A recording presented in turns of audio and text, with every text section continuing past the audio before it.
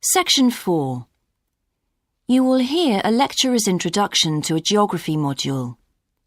First, you have some time to look at questions 31 to 40.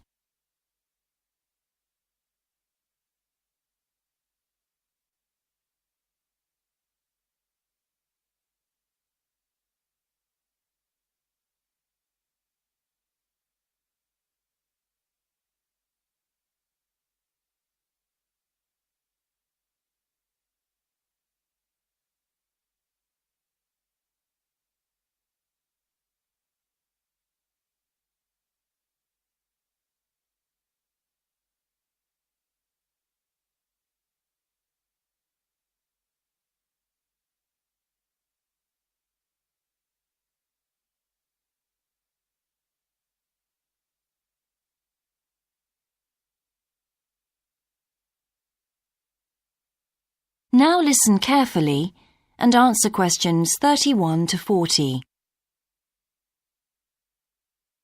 So, welcome to your introductory geography lecture.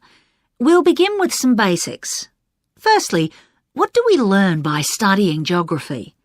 Well, we learn a great deal about all the processes that have affected and that continue to affect the Earth's surface.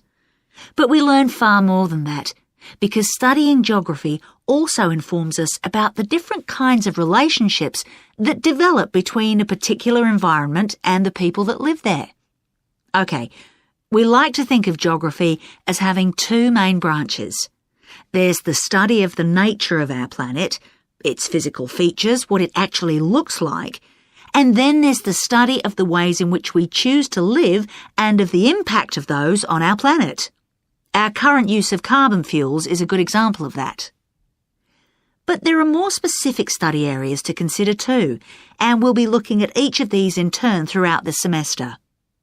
These include biophysical geography, by which I mean the study of the natural environment and all its living things.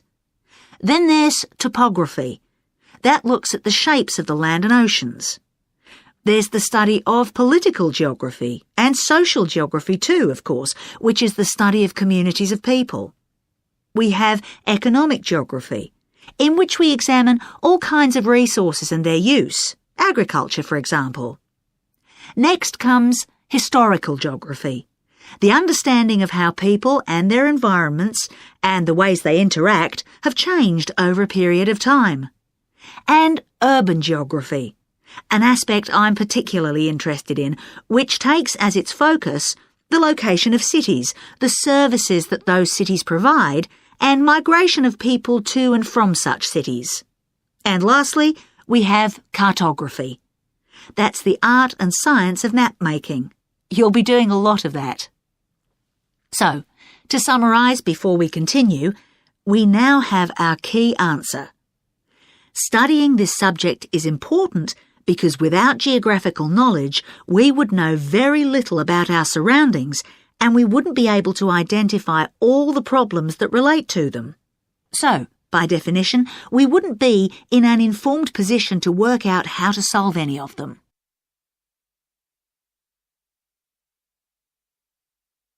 Okay, now for some practicalities. What do geographers actually do?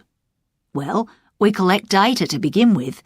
You'll be doing a lot of that on your first field trip. How do we do this? There are several means. We might, for example, conduct a census, count a population in a given area perhaps.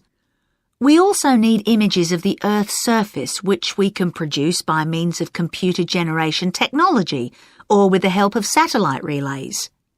We've come a very long way from the early exploration of the world by sailing ships, when geographers only had pens and paper at their disposal. After we've gathered our information, we must analyse it. We need to look for patterns, most commonly those of causes and consequences. This kind of information helps us to predict and resolve problems that could affect the world we live in. But we don't keep all this information confidential. We then need to publish our findings so that other people can access it and be informed by it. And one way in which this information can be published is in the form of maps. You'll all have used one at some stage of your life already. Let's consider the benefits of maps from a geographer's perspective. Maps can be folded and put in a pocket and can provide a great store of reference when they're collected into an atlas. They can depict the physical features of the entire planet if necessary, or just a small part of it in much greater detail. But there is a drawback. You can't exactly replicate something that is three-dimensional, like our planet, on a flat piece of paper, because paper has only 2 dimensions. And that means there'll always be a certain degree of distortion on a map. It can't be avoided. We can also use aerial photographs, pictures taken by cameras at high altitude above the Earth. These are great for showing all kinds of geographical features that are not easy to see from the ground. You can easily illustrate areas of diseased trees, or how much traffic is on the roads at a given time, or information about deep seabeds, for example. Then there are Landsats. These are satellites that circle the Earth and transmit visual information to computers at receiving stations. They circle the Earth several times a day and can provide a massive information. You'll all be familiar with the information they give us about the weather, for example. So, what we're going to do now is look at a short presentation in which you'll see all these tools.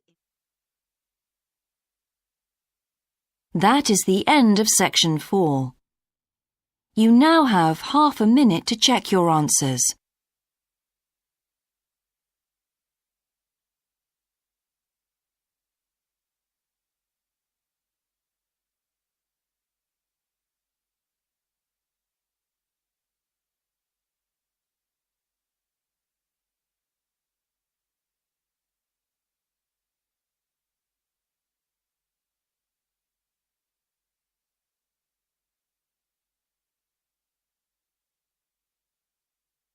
That is the end of the listening test. In the IELTS test, you would now have 10 minutes to transfer your answers to the answer sheet.